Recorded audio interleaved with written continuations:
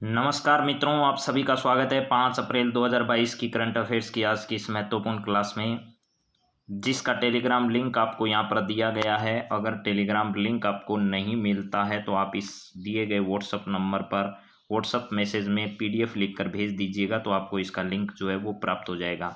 तो बहुत ही महत्वपूर्ण क्लास जो करंट अफेयर्स की दृष्टि से इम्पोर्टेंट है, उन सभी विषयों पर बातचीत करते हुए आज की क्लास की हम लोग शुरुआत करते हैं। मित्रों, सबसे पहले कुछ पंक्तियाँ जो आपके लिए है। आस जिसकी जवान होती है उसकी ऊंची उड़ान होती है, परिंदे रुक मत, तुझ में अभी जान बाकी है, मंजिल दूर है, बहुत उड़ान बाकी है, आज या कल मुट्ठी में होगी दुनिया, लक्ष्य पर अगर तेरा ध्यान बाकी है। तो अपना ध्यान लक्ष्य पर बनाए रखिए, लगातार आगे बढ़ना ही जीवन है और तभी आपको लक्ष्य हासिल हो पाएगा। तो इन्हीं पंक्तियों के साथ आज की क्लास की शुरुआत करते हैं। सबसे पहले सवाल की ओर बढ़ते हैं मित्रों। क्या है आपके सामने आज का पहला सवाल, जरा देखिए। ICC women's one day world cup का खिताब हाल ही में किसने जीता है? ये आईसीसी वुमन है भैया। क्या है? आईसीसी वुमेन्स, वीमेंस लिखा है तो भी ठीक है, कोई दिक्कत नहीं है। वीमेंस या वुमेन्स जो है वो आईसीसी वर्ल्ड कप जो है, ये टूर्नामेंट जो है वो अभी हाल ही में कहाँ पर खेला गया? तो अभी हाल ही में न्यूजीलैंड में इसका आयोजन किया गया। पहली बात तो इम्पोर्टेंट ये है कि इसका आयोजन कहाँ पर किया गया, तो न्यूजीलैंड में इसका आयोजन किया गया था मेरे मित्रों। इसके बाद देखिए, न्यूजीलैंड में आयोजन होने के साथ साथ आपसे ये पूछा जा रहा है कि इसका फाइनल मुकाबला जो है वो ऑस्ट्रेलिया और इंग्लैंड के बीच में हुआ। किसके बीच में? एक तो ऑस्ट्रेलिया टीम, ऑस्ट्रेलिया और किसके बीच में? ऑस्ट्रेलिया वर्सेस इंग्लैंड जो है, इसके बीच में ये फाइनल मुकाबला खेला गया और इसमें इंग्लैंड जो है इसको हार का सामना करना पड़ा और जीत किसको मिली? ऑस्ट्रेलिया को। तो आपको पता होना चाहिए कि इसमें उप विजेता जो टीम है वो भी आपसे पूछी जा सकती है।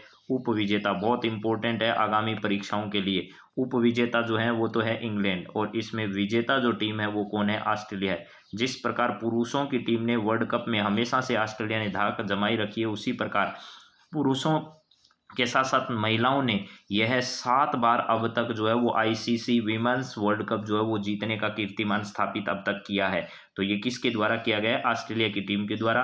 विजेता टीम है, उप विजेता कौन है? इंग्लैंड है। तो ये सारी बातें आपकी परीक्षा की दृष्टि से इंपॉर्टेंट है। न्यूजीलैंड में इसका आयोजन किया गया अभी हाल ही में। तो इसका राइट आंसर जो आपका है वो ये वाला है, ऑस्ट्रेलिया है इसका सही जवाब। क्योंकि ऑस्ट्रेलिया टीम लगातार इस श्रृंखला में अच्छा प्रदर्शन कर रही थी और मेजबान टीम जो है वो कौन थी? न्यूजीलैंड थी। और उप विजेता टीम कौन थी? तो इंग्लैंड थी। चलिए जरा आगे देखते हैं और क्या है ये देखिए आपके सामने। ऑस्ट्रेलिया महिला टीम्स जो है 2022 ICC women's cricket world cup जो चैंपियन है उसकी इमेज आप सभी के सामने है। इसके बाद देखिए कुछ महत्वपूर्ण बात, यहाँ पर आपके सामने ऑस्ट्रेलिया और इंग्लैंड के बीच में फाइनल मुकाबला खेला गया था और यहाँ पर ऑस्ट्रेलिया ने 356 रन का स्कोर बनाया था, वहीं 285 रन पर इंग्लैंड जो है वो आउट हो गई। इसमें सबसे ज़्यादा रन बनाने वाली महिला जिसने इसमें गिलक्रिस्ट को भी पीछे छोड़ दिया है, एलिसा हिली जो है, इन्होंने अपना एक नया ही रिकॉर्ड इसमें कीर्तिमान स्थापित किया है। इन्होंने 170 रन बनाए और इधर जो है वो इंग्लैंड की ओर से नताली सीवर ने 148 रन बनाए थे। तो आपको एलिसा हिली का याद रखना है क्योंकि एलिसा हिली जो है इन्होंने क्या किया? गिलक्रिस्ट का रिकॉर्ड जो है वो तोड़ दिया है। ऑस्ट्रेलिया की टीम ने इंग्लैंड को 71 रनों से क्या किया? इसमें हराया और 7वीं बार जो है वर्ल्ड कप का खिताब जीता है। तो इंग्लैंड अब तक कितनी बार यह वर्ल्ड कप जीत चुकी है? तो 7 बार जो है वो ऑस्ट्रेलिया जो है 7 बार इस वर्ल्ड कप को अब तक जीत चुकी है। अब ऑस्ट्रेलिया के बारे में आप सब लोग जानते हैं, सिडनी से लेकर पर्थ तक का सबसे बड़ा रेल मार्ग जो है वो यहाँ का है। मरे और डार्लिंग नदियाँ हैं, प्लस कालगुडली और कोलगुडली यहाँ पर प्रसिद्ध सोने के खाने हैं और यहाँ के जो मरुस्थल है वो आपको सैंडी और गिब्सन मरुस्थल के बारे में भी सब कुछ आप लोग जानते हैं। तो चलिए आगे बढ़ते हैं। यहाँ पर आपको मैं बना ही देता हूँ मैप थोड़ा सा। ये ऑस्ट्रेलिया है मान लो और यहाँ पर आपका क्या है? न्यूजीलैंड है। और न्यूजीलैंड के इन दो द्वीपों के बीच में यहाँ पर कुक जल संधि पड़ती है। यहाँ क्या है? कुक जल संधि है। कुक जल संधि है और ये आपका न्यूजीलैंड है, न्यूजीलैंड है। और यहाँ पर आपका तस्मानिया है। क्या है? तस्मानिया, तस्मानिया जो है ये तस्मानिया है, ठीक है यहाँ पर। और ये पूरा सागर जो है यहाँ का ये तस्मान सागर है। इसके अलावा यहाँ से लेकर सिडनी से पर्थ तक का यहाँ का एक क्या है? रेल मार्ग है। प्लस यहाँ पर 2 नदियाँ जो है मरे और डार्लिंग नदियाँ यहाँ पर निकलती है। प्लस ग्रेट बैरियर रीफ जो है वो यहाँ पर स्थित है, गिब्सन और ये वाले यहाँ पर मरुस्थल स्थित है। तो चलिए अब आगे बात करते हैं अगले सवाल के बारे में। अगला सवाल जो है वो भी बहुत अच्छा है। XE क्या है, आपसे पूछा जा रहा है यहाँ पर। X ये अंग्रेजी वाला X है और ये E, ये XE क्या चीज़ है ये बताना है। तो नहीं भाई, आपके सामने एक तकलीफ, एक बाधा और आ गई है जिसका नाम क्या है, XE है। तो आप समझ ही गए होंगे मैं किस बाधा की बात कर रहा हूँ। क्या एक रोबोट है? नहीं है। ये मोबाइल ऐप भी नहीं है, ये उपग्रह भी नहीं है। कोविड-19 का एक नया वेरिएंट जो है वो अभी हाल ही में किसके द्वारा, WHO के द्वारा ये घोषणा की गई है कि पीछे जो वेरिएंट B1, B2, B3 इस प्रकार के ओमिक्रॉन के नए वेरिएंट प्राप्त हुए थे, उसके हिसाब से अगर बात की जाए तो XE जो वेरिएंट नया मिला है ये उन सब से 10 गुना अधिक खतरनाक है। ये क्या है? 10 गुना अधिक खतरनाक जो नया वेरिएंट है वो आपको प्राप्त हुआ है, ये वाला है। तो ये नया वेरिएंट किसके द्वारा अभी हाल ही में इसकी घोषणा की गई है? तो WHO के द्वारा इस प्रकार के नए वेरिएंट मिलने की घोषणा अभी हाल ही में की गई। और नए वेरिएंट का नाम क्या है? तो XE वेरिएंट जो है वो अभी हाल ही में हमें प्राप्त हुआ है और ये पिछले वेरिएंट की बजाय 10 गुना ज़्यादा खतरनाक बताया जा रहा है। अगला सवाल है, संयुक्त राष्ट्र के महासचिव एंटोनियो गुटेरस ने नेट जीरो कार्बन उत्सर्जन के लिए गठित एक्सपर्ट ग्रुप में CEW का मुख्य कार्यकारी अधिकारी अभी हाल ही में जो चीफ वर्किंग कमेटी है उसके लिए अभी यहाँ पर इसने किसे एक्सपर्ट को नियुक्त किया है ये बताइए। तो अरुणिमा घोष जो है, अरुणाभा, ये अरुणाभा है, डॉक्टर अरुणाभा नाम है इनका पूरा, डॉक्टर अरुणाभा घोष जो हैं, इनको अभी हाल ही में क्या किया गया है, इनको इस कमेटी का जो प्रमुख है, मुख्य कार्यकारी है वो नियुक्त किया गया है। वी अनंत नागेश्वर जो है मुख्य आर्थिक सलाहकार आप लोग कह सकते हैं, इन्हें बनाया गया। संजय क्षोत्रिय जो है राजस्थान में RPSC जो है उसके चेयरमैन बनाए। आगामी परीक्षाओं में ये सवाल निश्चित आएगा, आप ये मानकर चलिए। और एक सवाल भी पक्का आएगा, राजस्थान की दूसरी महिला मुख्य सचिव कौन बनी है? तो उषा शर्मा जो है उनको बनाया गया। सेकंड चीफ सेक्रेटरी महिला है, कुशाल सिंह पहली थी जो कि पिछली रीट भर्ती परीक्षा 2013 में आयोजित हुई, थर्ड ग्रेड की जो वैकेंसी आयोजित हुई थी परीक्षा, उसमें यह सवाल आया है कि राजस्थान की प्रथम महिला जो मुख्य सचिव है वो कौन रही थी? तो मुख्य सचिव दूसरी महिला ये रही। तो इसका सही जवाब जो आपका है वो ये वाला है। चलिए नेक्स्ट सवाल पर बात करें, उससे पहले देखिएगा इसके बारे में डिटेल।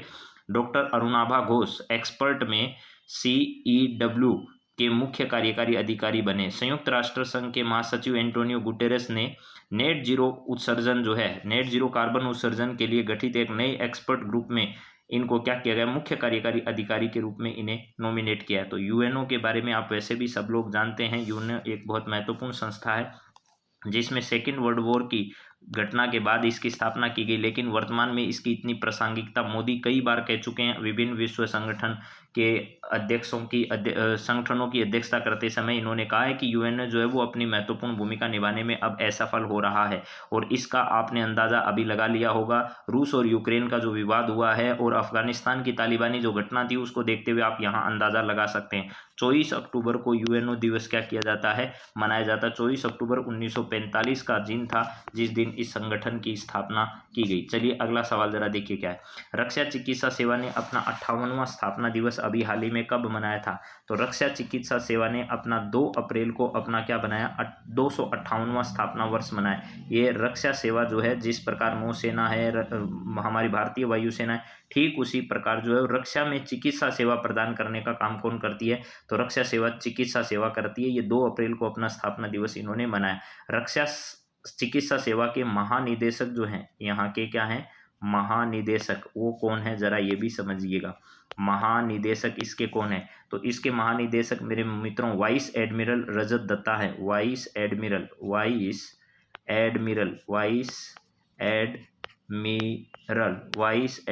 कौन है? वाइस एडमिरल रजत दत्ता है। रजत दत्ता है। तो मेरे मित्रों आप जो हैं वो लगातार तैयारी करते रहें और इन चीज़ों को सुनते रहें। तो चलिए अगली बात करते हैं। अगला सवाल क्या है, किस देश के राष्ट्रपति अलवी ने प्रधानमंत्री की सिफारिश पर नेशनल असेंबली को क्या कर दिया है, भंग कर दिया। एक देश के प्रधानमंत्री ने राष्ट्रपति से कहा भाई नेशनल असेंबली यानी संसद को क्या कर दिया जाए, भंग कर दिया जाए, क्योंकि भैया हमारा अविश्वास प्रस्ताव उपाध्यक्ष जो थे उन्होंने क्या कर दिया, अविश्वास प्रस्ताव तो हमारा गिर गया, लेकिन अब क्या है हमारी कुर्सी जो है वो खतरे में है। तो अगर अब अविश्वास प्रस्ताव को खारिज कर दिया है उपाध्यक्ष ने, तो क्या कोर्ट जा सकते हैं वो। अगर कोर्ट ने उनको गलत ठहरा दिया तो हो सकता है इस देश के प्रधानमंत्री इमरान खान को क्या करना पड़ सकता है, इमरान खान साहब को जाना पड़ सकता है। कहाँ पर भैया? जेल में। जिस प्रकार नवाज शरीफ जैसे लोग जो हैं, मुशर्रफ जैसे लोग जो हैं, उनको जाना पड़ सकता है। तो ये क्या, किस खेत की मूली है फिर? तो ये सब घटना कहाँ घटित हो रही है? 2-3 दिन से पाकिस्तान और यहाँ की राजधानी इस्लामाबाद में ये सब घटनाएं जो है वो घटित हो चुकी है। और आपको ये भी पता है दुनिया का सबसे अधिक जो शोर प्रदूषण के मामले में ढाका पहले स्थान पर है। मुरादाबाद उत्तर प्रदेश भारत का दूसरा है और तीसरा शहर जो है वो इस्लामाबाद है। अभी नेपाल के प्रधानमंत्री भारत दौरे पर आए हुए हैं और श्रीलंका में जो है वो आर्थिक स्थिति बहुत ज़्यादा खराब है। यहाँ पर आपातकाल जैसी स्थितियाँ बनी हुई है। और यहाँ पर चलिए अगले सवाल पर बात करते हैं। अब अगला सवाल क्या है? निम्न में से कौन से त्यौहार चैत्र माह में मनाया जाता है? कौन सा त्यौहार या कौन से त्यौहार, कौन सा या कौन से, ऐसे था ये, चैत्र माह में मनाया जाता है? गुड़ी पड़वा, उगादी, चेटीचंड, ये सभी त्यौहार जो है वो चैत्र माह में क्या किए जाते हैं? मनाए जाते हैं। और चैत्र माह जो है चैत्र प्रतिपदा जो है, इस चैत्र प्रतिपदा को नववर्ष की शुरुआत मानी जाती है। सनातन धर्म यानी हिंदुओं में इस दिन नए धर्म की शुरुआत मानी जाती है। और इस बार तो रमजान का त्यौहार भी, रमजान का महीना भी इसी दिन से क्या हुआ? शुरू हुआ। तो ये सब बातें ध्यान रखना। अब देखते हैं, नववर्ष के आगमन की खुशी में ही ये सारे जो हैं वो मनाए जाते हैं त्यौहार। पहला है चैत्र शुक्लादि, विक्रम संवत के नववर्ष की शुरुआत को चिन्हित करता है और इसमें वैदिक कैलेंडर के रूप में इसे जाना जाता है। विक्रम संवत उस दिन से संबंधित है जब सम्राट विक्रमादित्य ने शकों को हराया और एक नए युग का आह्वान किया। उनकी देखरेख में खगोलविदों ने चंद्र सौर प्रणाली के आधार पर एक नया कैलेंडर बनाया जिसका अनुसरण उत्तर भारत के उत्तरी क्षेत्रों में अभी भी किया जाता है। यह चैत्र माह हिंदू कैलेंडर का पहला महीना के वर्धित चरण, जिसमें चंद्रमा का दृश्य पक्ष हर रात बड़ा होता जाता है, का पहला दिन इस दिन माना जाता है। अब देखिए इसके बाद दूसरा जो हमारे सामने है वो गुड़ी पड़वा और उगादी, दो अलग अलग नाम है। ये त्यौहार कर्नाटक, आंध्र प्रदेश और महाराष्ट्र सहित दक्कन क्षेत्र में मनाए जाते हैं। दोनों त्योहारों और समारोह में आम प्रथा है कि उत्सव में भोजन मीठे और कड़वे मिश्रण से तैयार किया जाता है। दक्षिण में बेऊ बेला नामक गुड़ यानी मीठा और नीम कड़वा परोसा जाता है, जो यह दर्शाता है कि जीवन सुख और दुख का मिश्रण है। गुड़ी महाराष्ट्र के घरों में तैयार की जाने वाली एक गुड़िया है। गुड़ी बनाने के लिए बांस की छड़ी को हरे या लाल ब्रोकेड से सजाया जाता है। इस गुड़ी को प्रमुख रूप से घर में या खिड़की दरवाजे के बाहर सभी को दिखाने के लिए रखा जाता है। उगादी क्या है?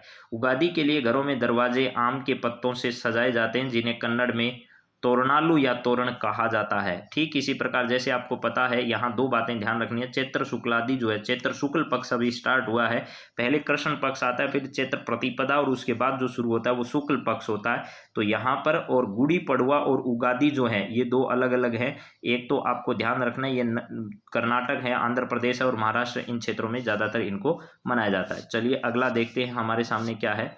इसके बाद आपके सामने है मेरे मित्रों यहाँ पर चेटीचंड जयंती। सिंधी चेटीचंड को नववर्ष के रूप में मनाते हैं। चैत्र माह को सिंधी में चेत कहा जाता है। इस दिन सिंधियों के संरक्षक संत उदयलाल या झूलेलाल की जयंती के रूप में इसे मनाया जाता है। नवरेह क्या है? कश्मीर में मनाया जाने वाला चंद्र नववर्ष है। संस्कृत शब्द नववर्ष से नवरेह शब्द की उत्पत्ति हुई है। यह चैत्र नवरात्रि के पहले दिन आयोजित किया जाता है। इस दिन कश्मीरी पंडित चावल से भरे एक कटोरे के दर्शन करते हैं, जिसे धन व उर्वरता का प्रतीक माना जाता है। ठीक इसी प्रकार और देखते हैं क्या है हमारे सामने अगली बात। यहाँ पर है सजीबू चेरोबा। ये मितेईस मणिपुर में एक जातीय समूह है। एक प्रमुख अनुष्ठान तैयार जो मणिपुर चंद्रमाह सजीबू के पहले दिन मनाया जाता है। यह प्रत्येक वर्ष अप्रैल के महीने में मनाया जाता है। त्योहार के दिन लोग संयुक्त परिवार भोज की व्यवस्था करते हैं, जिनमें घरों के प्रवेश द्वार पर स्थानीय देवताओं के पारंपरिक व्यंजन पेश किए जाते हैं। तो मेरे मित्रों, सजीबू चेरोबा जो है ये मणिपुर में मनाया जाने वाला इस प्रकार का एक विशेष कार्यक्रम है। चलिए इसके बाद देखिए अगला क्या है आपके सामने। यहाँ पर एक खनन कार्य क्षमता स्थापित और विकसित करने के लिए अंतर्राष्ट्रीय खादान दिवस कब मनाया जाता है? तो मेरे मित्रों, खादान में काम करने वाले लोगों की कार्य क्षमता बढ़े, उनको अपने कार्य के प्रति रुचि हो, प्लस उनकी रक्षा और सुरक्षा सुनिश्चित करने के लिए उनमें इस प्रकार का जागरूकता का माहौल बना रहे, इसके लिए खनन कार्य क्षमता स्थापित और विकसित करने के लिए अंतर्राष्ट्रीय खाद्यान्न दिवस जो है वो प्रतिवर्ष क्या कब मनाया जाता है, तो 4 अप्रैल को यह दिवस प्रतिवर्ष मनाया जाता है। 4 अप्रैल को यह दिवस प्रतिवर्ष क्या किया जाता है, मनाया जाता है। तो इसका सही जवाब जो है वो 4 अप्रैल हो, यानी आज अंतर्राष्ट्रीय खाद्यान्न दिवस के रूप में मनाया जा रहा है। देश की सबसे बड़ी हॉस्पिटल बिल्डिंग बनाए जाने वाला की घोषणा करने वाला राज्य कौन सा है, जिसमें लगभग ये मानकर चलिए मेरे मित्रों 116 मीटर ऊंची, 116 मीटर जो है ऊंची इस प्रकार की बिल्डिंग बनकर तैयार होने वाली है। 116 मीटर ऊंची ये बिल्डिंग जो है वो बनकर कहाँ तैयार होने वाली है, जहां पर जिसे आईपीडी टावर के नाम से क्या किया जाएगा, जाना जाएगा। और यहाँ पर हेलीकॉप्टर जो है, हेलीपैड भी बनाया जाएगा, ऊपर ही हेलीकॉप्टर जो है इसके उतरने की व्यवस्था रहेगी। और हृदय रोग जिनको है उन हृदय रोगियों के लिए यह हॉस्पिटल जो है वो आने वाले समय में वरदान साबित होने वाला है। तो इस प्रकार की जो भव्य बिल्डिंग है वो राजस्थान में कहाँ पर बनने वाली है, 5 तारीख को जिसकी आधारशिला रखी जानी है, ऐसा भी कहा जा रहा है। तो यह जो है ऐसा किया जा रहा है राजस्थान में। ऐसा कहाँ पर किया जा रहा है, राजस्थान, धोरों की धरती राजस्थान के मुख्यमंत्री अशोक गहलोत ने इस प्रकार की क्या की, अभी हाल ही में घोषणा की है। तो चलिए अगले सवाल की ओर बढ़ते हैं। ये देख लीजिएगा 116 मीटर ऊंचा होगा आईपीडी टावर, एयर एम्बुलेंस सेवा से लेस होगा एसएमएस हॉस्पिटल, 2 फेज में 450 करोड़ रुपए की लागत से ऐसा बनने वाला है। तो राजस्थान का एसएमएस हॉस्पिटल जो है यहाँ पर इस प्रकार की व्यवस्था जो है वो उपलब्ध करवाई जाने वाली है। चलिए नेक्स्ट सवाल जरा देखिए क्या है। सोनभद्र में प्राचीनतम जीवाश्म और लगभग 100 टन यूरेनियम के भंडार होने का अनुमान लगाया गया अभी हाल ही में। यह राज्य किस राज्य क्षेत्र में स्थित है, तो यह वाला आपके उत्तर प्रदेश में स्थित है, सोनभद्र। उत्तर प्रदेश का सोनभद्र जिला है, वहां पर एक तो सबसे प्राचीनतम अवशेष पाए गए हैं और प्लस इसके साथ साथ 100 टन के आसपास यूरेनियम होने की बात भी कही जा रही है। तो यहाँ पर योगी जी की सरकार है, योगी आदित्यनाथ और आनंदीबेन पटेल जो है, आनंदीबेन पटेल यहाँ की क्या है भैया, राज्यपाल हैं। लखनऊ यहाँ की क्या है, लखनऊ यहाँ की क्या है, लखनऊ यहाँ की राजधानी। और अभी हाल ही में यहाँ आपको पता होगा 403 विधानसभा सीटों के लिए यहाँ पर चुनाव हुए, जिसमें योगी बहुमत के साथ वापस सरकार में आए हैं। तो सोनभद्र जिले में अभी हाल ही में इस प्रकार की जो है वो चीज़ें प्राप्त हुई है। देख लीजिएगा आपके सामने है, ये मैं आपको पढ़कर सुना देता हूँ। प्राचीनतम जीवाश्म भी यहीं पर मिले हैं। 100 टन यूरेनियम के लिए सोनभद्र में फिर खुदाई की जा रही है। सोनभद्र की कुर्दी पहाड़ी के नीचे लगभग 100 टन यूरेनियम के भंडार की संभावनाओं को देखते हुए एक बार फिर खुदाई शुरू यहाँ पर की गई है। इससे पहले 3 स्थानों पर खुदाई की गई थी जिसमें सफलता प्राप्त नहीं हुई थी। और यहाँ 140 करोड़ साल पुराने जीवाश्म यानी फोसिल्स मिल चुका है। भूवैज्ञानिकों का मानना है कि ये दुनिया का सबसे पुराना जीवाश्म है। भूवैज्ञानिकों ने यहाँ बड़े पैमाने पर यूरेनियम होने की संभावना जताई है। पिछले 1 हफ्ते से जियोलॉजिकल सर्वे ऑफ इंडिया की एक टीम जो है वो सोनभद्र जीवाश्म पार्क की एक बार फिर से खुदाई करने के बारे में बातचीत कर रही है। 22 साल पहले संरक्षित किया गया था इस संस्थान को। और इसके अलावा उत्तर प्रदेश का जो ललितपुर जगह है वहाँ भी इस प्रकार के भंडार हो जाने की बात कही जा रही है। चलिए नेक्स्ट जरा बात करते हैं। तो यहाँ मैं एक बार फिर आपके सामने लिख देता हूँ, ऐसा कहाँ पर पाया गया है, तो ये ऐसा पाया गया है मेरे मित्रों सोनभद्र और ललितपुर, सोनभद्र जिला, सोनभद्र जिला जो है, सोनभद्र जिला कहाँ पर है, तो उत्तर प्रदेश में स्थित है। यहाँ पर उत्तर प्रदेश में स्थित है। और देश का एक तरीके से ये कह लीजिएगा, चाहे राजस्थान के अलावा देश में बात करें तो संसद में, राज्यसभा में और लोकसभा में और इसके अलावा विधानसभा की सीटों में सबसे ज़्यादा स्थान आरक्षित रखने वाला या सबसे ज़्यादा स्थान प्राप्त करने वाला जो राज्य है वो उत्तर प्रदेश है। इसके बाद अगला सवाल है, नेपाल व भारत के प्रधानमंत्री ने नेपाल के लिए भारतीय payment service system RuPay launch किया और नेपाल के कुर्भा को भारत के किस स्थान से जोड़ने के लिए अभी हाल ही में, कुर्भा जो जगह है वो नेपाल में है और भारत के किस स्थान को जोड़ने के लिए एक रेल सेवा की शुरुआत की है। तो भारत का एक जगह है जिसका नाम क्या है, वो है जयनगर।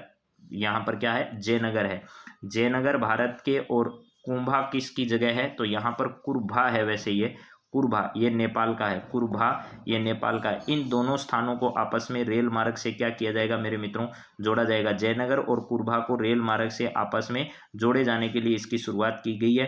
नेपाल व भारत के प्रधानमंत्री ने नेपाल के लिए भारतीय पेमेंट सिस्टम जो है वो रुपए भी अभी हाल ही में क्या किया है, लॉन्च किया। जयनगर और कुर्भा के मध्य क्या की है, रेल सेवा जो है उस रेल सेवा की शुरुआत यहाँ पर की गई है। तो ये दोनों बातें आपको ध्यान रखनी है। चलिए ये देख लीजिएगा, नरेंद्र मोदी और जो नेपाली समकक्ष शेर बहादुर देउवा है, उन दोनों ने अभी हाल ही में रुपए लॉन्च किया। इसके अलावा जो जयनगर है, कुर्था है, कुर्भा नहीं है मेरे मित्रों, कुर्था लिखा है, वो कुर्था है। यानी भारत का तो जयनगर और नेपाल का क्या है, कुर्था है। नेपाल की जगह का नाम यहाँ पर एक बार मैं लिख देता हूँ, फिर कुर्था जगह है, कुर्भा नहीं है, वो गलती से छप गया, कुर्था है। भारत के सौर प्रोजेक्ट में शामिल हुआ नेपाल। रेलवे और ऊर्जा के क्षेत्र में 4 करार अभी भारत और किसके बीच में, दिल्ली के हैदराबाद हाउस में नेपाल के प्रधानमंत्री शेर बहादुर देउवा और भारत के प्रधानमंत्री नरेंद्र मोदी के बीच में इस प्रकार की बातचीत अभी हाल ही में संपन्न हुई है। तो चलिए आगे बात करते हैं। इसके अलावा पहली बार दिल्ली फायर सर्विस के बेड़े में रोबोट, यानी रोबोट से इस प्रकार के फायर को कंट्रोल करने के लिए इस प्रकार का सिस्टम जो है वो दिल्ली में अभी हाल ही में क्या किया गया है, शामिल किया गया है। देश में ऐसा पहली बार है, फायर फाइटिंग सिस्टम में रोबोट का इस्तेमाल किया जाएगा। और ऐसा कहाँ पर किया जा रहा है, तो दिल्ली में ऐसा किया जा रहा है। दिल्ली अभी हाल ही में नगर निगम जो 3 अलग अलग नगर निगम है, या जितने भी नगर निगम है उन सबको एक जगह करने के लिए एक विधेयक लाया गया, जिसके लिए अरविंद केजरीवाल जो है वो अभी ठीकरा फोड़ रहे हैं किस सरकार पर, मोदी सरकार पर। ना जिंदगी की आस टूटे, न किसी का विश्वास, ना किसी की श्वास, एक तस्वीर बयां करती है खाकी का विश्वास। राजस्थान के करौली जिले में अभी हाल ही हुई इस प्रकार की एक दर्दनाक घटना के बीच में राजस्थान पुलिस ने एक बहुत ही शानदार काम किया है जो काबिले तारीफ है। और इस प्रकार की तस्वीरें जब आती है तो हमारे जो पुलिस के जवान है उस पर विश्वास और गहरा हो जाता है। जहां विभिन्न प्रकार के घोटालों, विभिन्न प्रकार की बड़ी बड़ी ऐसी घटनाएं आती है जिनमें पैसे के लिए कुछ भी कर गुजरने वाले पुलिस वालों के बीच में इस प्रकार की जब तस्वीर देखते हैं तो विश्वास वाकई में इन पर वापस बन जाता है। तो चलिए ऐसे जवान, बहादुर जवान सैनिकों और हमारे जो पुलिस की ताकत है उसको हमारा भी सलाम है। इस क्लास की ओर से बहुत बहुत धन्यवाद है ऐसे ईमानदार और बहादुर हमारे पुलिस वालों के लिए। चलिए अब बात करते हैं मेरे मित्रों, कुछ करंट अफेयर्स के अलावा मैंने साइंस के सवालों को इसमें शामिल किया है, उन साइंस के सवालों पर भी बातचीत देखते हैं। निम्न में से कौन सा विटामिन रक्त का थक्का बनाने के लिए जिम्मेदार है? ठीक है, रक्त का थक्का किस विटामिन के कारण बनता है? तो विटामिन के जो है रक्त के थक्के के लिए क्लोटिंग, के से याद कर लो क्लोटिंग, ठीक है, इससे क्या कर लो, क्लोटिंग याद कर लो। रक्त का थक्के को बोलते हैं क्लोटिंग। तो क्लोट कब बनता है? के की वजह से बनता है। तो विटामिन के जिम्मेदार है किसके लिए? ब्लड के क्लोट के लिए। चलिए नेक्स्ट सवाल जरा देखिए, ये सब परीक्षा में आए हुए सवाल हैं, इनको बहुत अच्छे से याद करना है। निम्न में से वसा में घुलनशील विटामिन कौन सा है? तो 2 तरीके से याद रखिएगा, एक तो जल में घुलनशील और एक विटामिन में घुलनशील। एक तो जल और एक क्या है, वसा में है। तो ध्यान रखना जल में घुलनशील विटामिन 2 ही है, बी और सी। बी और सी विटामिन है, बी के चाहे कोई सा भी टाइप हो, 1 हो, 2 हो, 12 हो, कोई सा भी हो, ये सब जल में घुलनशील है। इसके अलावा एडी एक याद कर लो, एडी सबके एक ही होती है या 2 होती है?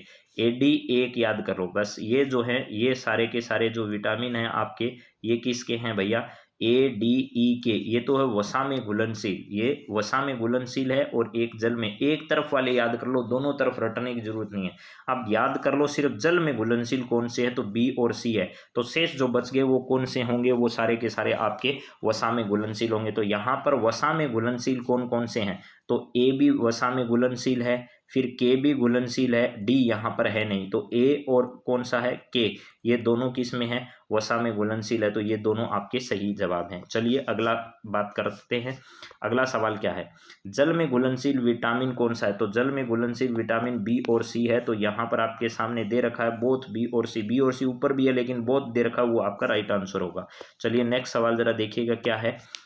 यहाँ पर आपके सामने है मेरे मित्रों, मछली जो है इससे प्राप्त जो क्रोड या यकृत है उसके तेल में निम्न में से कौन सा विटामिन जो है वो से समृद्ध होता है? यहाँ पर जो मछली क्रोड जो है उसमें कौन सा विटामिन जो है वो सबसे ज़्यादा होता है? तो उसमें ध्यान रखिएगा विटामिन डी की मात्रा सबसे ज़्यादा होती है। वैसे सूर्य का प्रकाश जो होता है उसमें भी विटामिन, सूर्य का प्रकाश उसमें भी विटामिन की मात्रा सबसे अधिक होती है, लेकिन यहाँ पर आपको पता होना चाहिए विटामिन डी की मात्रा जो है इसमें भी सबसे अधिक होती है। चलिए नेक्स्ट सवाल देखिए, कौन सा विटामिन, कौन सा प्रोटीन का अच्छा स्रोत है? गेहूं, चावल, मक्का। तो मक्का इसमें, या चना, या कौन सा? तो चना। यानी दालें जितनी भी है वो प्रोटीन से भरपूर होती है। दालें जितनी भी होती है वो सब क्या होती है? प्रोटीन से भरपूर। चने की दाल हम बनाते ही हैं। तो चलिए अगला सवाल देखते हैं क्या है। यहाँ है विटामिन B12 का रासायनिक नाम क्या है? B12 का रासायनिक नाम आपको यहाँ पर बताना है। विभिन्न प्रकार के रासायनिक नाम अपन जानते हैं यहाँ पर, लेकिन सबसे पहले B12 की अगर बात करें तो साइनोकोबालेमिन जो है वो B12 का नाम है, रासायनिक नाम है। B12 किसका है? B12 रासायनिक नाम है साइनोकोबालेमिन। यहाँ पर है कोबालेमिन, ऐसा याद कर लो। साइनोकोबालेमिन जो है वो B12 का रासायनिक नाम है। चलिए नेक्स्ट सवाल पर बढ़ते हैं और अगला सवाल देखते हैं क्या है। ए का रासायनिक नाम क्या है? ए का रासायनिक नाम है रेटिनोल। क्या है भैया? रेटिनोल जो है वो ए का रासायनिक नाम है। रेटिनोल किसका नाम है? विटामिन ए का रासायनिक नाम है। पक्का याद कर लो इन सबको। ये साइनोकोबालेमिन किसका है? तो B12 का है। साइनोकोबालेमिन किसका है? B12 का है। और B5 पायरोडोक्सिन, इस प्रकार के नाम और अभी बात करने वाले हैं। आप देखिए यहाँ पर है B1 का जो रासायनिक नाम है वो क्या है? तो थाइमिन जो है वो B1 का नाम है। थाइमिन जो है वो किसका नाम है? B1 का नाम है। B1 का कौन सा नाम है? B1 का थाइमिन है। और यहाँ पर B12 का कौन सा है? B12 का आपका है साइनोकोबालेमिन है। B12 का साइनोकोबालेमिन है। चलिए अगली बात करते हैं। अगला सवाल क्या है जरा देखिए। B2 का रासायनिक नाम क्या है? तो राइबोफ्लोविन जो है, राइबोफ्लोविन, इसको रीइबोफ्लोविन लिखा है, राइबोफ्लोविन भी लिख सकते हैं, राइबोफ्लेविन जो है ये किसका नाम है? राइबोफ्लेविन जो है वो आपका B2 का रासायनिक नाम है। B2 जो है इसका रासायनिक नाम ये है। साइनोकोबालेमिन जो है वो B12 का है। चलिए अगली बात करते हैं। अगला सवाल जरा देखिएगा क्या है। यहाँ पर है B3 का रासायनिक नाम क्या है? तो B3 का रासायनिक नाम है वो नियासिन है। नियासिन जो है वो इसका रासायनिक नाम है। नियासिन जो है वो किसका रासायनिक नाम है? B3 का। और B12 का कौन सा है? तो B12 का आपका साइनोकोबालेमिन है। चलिए नेक्स्ट जरा देखिए क्या है। अगला हमारे सामने है सी का है एस्कोर्बिक अम्ल। सी का कौन सा है? एस्कोर्बिक। रासायनिक नाम पूछा है तो एस्कोर्बिक एसिड है। एस्कोर्बिक एसिड, एस्कोर्बिक, ठीक है। एस्कोर्बिक एसिड जो है वो आप लोग जानते होंगे। एस्कोर्बिक एसिड जो है वो विटामिन सी का क्या है? रासायनिक नाम है। अगला देखिए विटामिन डी का रासायनिक नाम क्या है? तो विटामिन डी का रासायनिक नाम है कैल्सीफेरोल। क्या है? कैल्सीफेरोल। कैल्सीफेरोल जो है, कैल्सीफेरोल जो है वो किसका है? तो ये कैल्सीफेरोल जो है वो विटामिन डी का रासायनिक नाम है। विटामिन डी का रासायनिक नाम क्या है? कैल्सीफेरोल है, इसमें कैल्सीफेरोल है। चलिए नेक्स्ट जरा देखिए क्या है। क्वासियोरकर जो है, क्वासियोरकर किसकी कमी से होने वाला रोग है? वेरी वेरी इंपॉर्टेंट सवाल है। क्वासियोरकर जो है वो प्रोटीन की कमी से होने वाला एक रोग है। प्रोटीन की कमी से कौन सा रोग होता है? तो क्वासियोरकर होता है। क्वासियोरकर सबसे इंपॉर्टेंट सवाल है। क्वासियोरकर जो रोग है वो होता है किसकी कमी से? प्रोटीन की कमी से। चलिए नेक्स्ट जरा देखिएगा अगला सवाल। मरासमस रोग किसकी कमी से होता है? तो एक तो कुपोषण होता है ना, उसके कारण होता है, यानी पोषण की कमी की वजह से होता है। तो यहाँ मैं लिख देता हूँ पोषण जो है, उस पोषण की कमी से कौन सा रोग होता है? पोषण की कमी से हमें ध्यान रखना है आपका मरासमस रोग होता है। प्लस इसके साथ साथ प्रोटीन जो है वो भी कमी होते हैं। अकेला प्रोटीन है तो आपको ध्यान रखना है क्वासियोरकर करना है, लेकिन प्रोटीन और पोषण जो है उसकी कमी से कौन सा रोग होता है? तो आपको मरासमस करना है। मुख्यतः कुपोषण के कारण होने वाला रोग है मरासमस। विटामिन सी की कमी से होने वाला रोग कौन सा है? विटामिन वी की वजह से होने वाला रोग जो है वो सकरवी है। क्या है? सकरवी रोग जो है वो विटामिन की वजह से होता है। इसमें होता क्या है? तो यहाँ ध्यान रखिएगा, सकरवी जो रोग होता है, इस सकरवी रोग में मेरे मित्रों मसूड़े जो होते हैं, मसूड़ों से खून आना शुरू हो जाता है। मसूड़ों से खून आना शुरू हो जाता है। प्लस इसके अलावा त्वचा पर चकत्ते बन जाते हैं। त्वचा पर विभिन्न प्रकार के चकत्ते जो हैं वो इसमें बन जाते हैं। ये भी आपको मालूम होना चाहिए। तो इसका सही जवाब जो है वो आपका सकरवी है। चलिए नेक्स्ट सवाल देखिए क्या है। यहाँ पर विटामिन ए की कमी से होने वाला रोग कौन सा है? विटामिन ए की कमी से रतौंधी रोग होता है। विटामिन ए की कमी से रतौंधी रोग होता है। रतौंधी रोग में चाहे दिन हो चाहे अंधेरा हो, यानी चाहे प्रकाश हो चाहे अंधेरा हो, प्रकाश या चाहे क्या हो, रात हो, इन दोनों में ही व्यक्ति को क्या नहीं होता है? दिखाई नहीं देता है। ठीक है। कई लोग कहते हैं कि रात को दिखाई नहीं देता, ये गलत बात है। इसमें प्रकाश की कमी और प्रकाश में भी व्यक्ति को क्या नहीं होता है? दिखाई नहीं देता है। चलिए अगली बात करते हैं। यहाँ पर विटामिन बी की कमी जो है, विटामिन बी की कमी से होने वाला रोग कौन सा है? विटामिन बी की कमी से होने वाला रोग जो है वो बेरी होता है। अब आपको ये पता होना चाहिए बेरी रोग में होता क्या है।